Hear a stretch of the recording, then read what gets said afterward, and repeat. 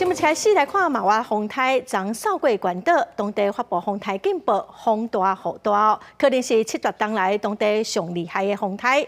昨午关岛大部分的所在拢熄灯，美国总统拜登嘛宣布关岛进入紧急状态，要求联邦政府展开援助。咱国中央气象局是预测讲，风台可能会伫巴士海峡附近往北西越，往日本的方向移动，风台影响台湾的几率又搁降低。警方将铁片吹落地停车场，两台无双造轿车受灾殃。这厝顶铁片阁掀起来，弄到电线。风台马瓦24暗时亲切关岛北部，风速每点钟230公里，带来近乎破坏威力强风大雨，阁停电。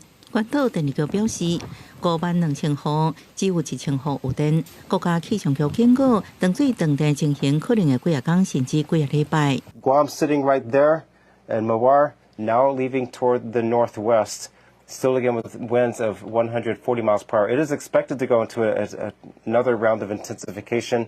马瓦24东岛到关岛威力相当是4级大风台，当地顶一摆拄到这样威力强大的风暴，已经是1976年。国家气象局进前就预测，可能或者17万人口倒数，半乎威胁生命安全调射甲地震性大水雨。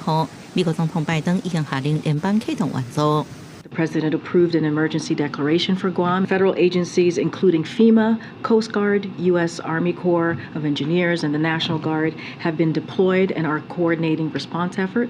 关岛是美国重要战略基地，美国海军已经将所有军机配置，这就是紧急保护区。气象专家表示，马瓦是自2001年蓬索纳超级风台了后，到关岛的上强大风台。迄时阵蓬索纳造成汽油比金的损失。过去75年来，关岛只有8个超级风台，因为气候暖化，海水表面温度升高。